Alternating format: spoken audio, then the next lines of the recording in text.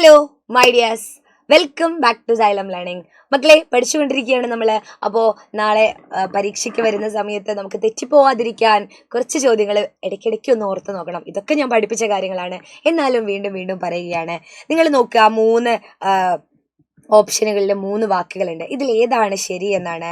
കവയിത്രി, കവിയിത്രി, കവിയത്രി അല്ലെ, കവിത്രി. ഇതിൽ ഏതാണ് ശരി ഉത്തരം?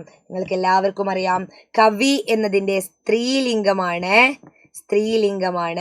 എന്ത്? കവി എന്നുള്ളത് എന്നതിന്റെ സ്ത്രീലിംഗമാണ് അല്ലെ. ഇത് പുല്ലിംഗവും സ്ത്രീലിംഗവും ഏതാണ്? കവയിത്രി. ഓർക്കേണ്ടത് ഒരു കാര്യമുള്ളൂ, കവിയുടെ സ്ത്രീലിംഗമാണ് എന്ത്? കവയിത്രി അല്ലെ, കവയിത്രി. അപ്പോ കവി എന്നുള്ളതില് വായുടെ അടുത്താണ് ഈ ചിഹ്നം, കവി, ഈ വള്ളി അല്ലെ. എന്നാൽ കവയിത്രിക്ക് യായ്ക്കാണ് വള്ളി, കവായിയുടെ അടുത്ത് ഇല്ല കേട്ടോ. അപ്പൊ കവയിത്രി, ഇതാണ് ശരി ഉത്തരം. അപ്പോൾ ഏതാണ് ശരി ഉത്തരം? കവയിത്രി, ഇതാണ് ശരി ഉത്തരം. തെറ്റിപ്പോകരുത്.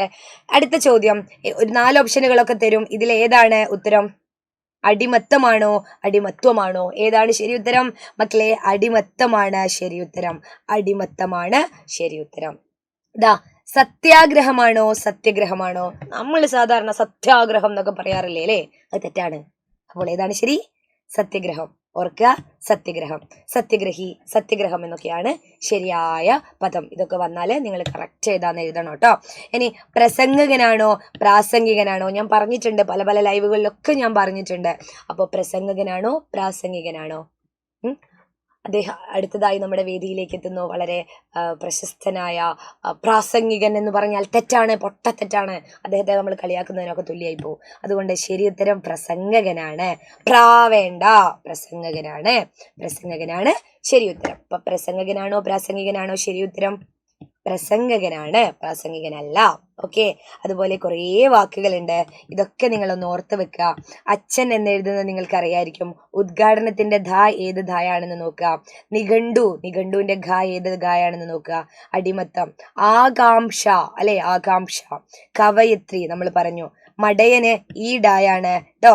അതിഥി, നമ്മുടെ വീട്ടിൽ വരുന്ന അതിഥിക്ക് നമ്മൾ ആദ്യം എഴുതുന്ന തായ തന്നെയാണ് വേണ്ടത്, അതിഥി അല്ലെ.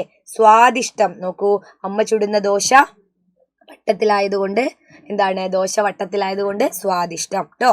അതുപോലെ അന്തസ്, 2 സായുണ്ട്. ഇതൊക്കെ നിങ്ങൾ പഠിക്കുക. ഇനി ഞാൻ നിങ്ങളോടുള്ള ഒരു ചോദ്യം ചോദിക്കട്ടെ. എന്താണ് ചോദ്യം? സന്യാസി എങ്ങനെ എഴുതാ? കമന്റ്.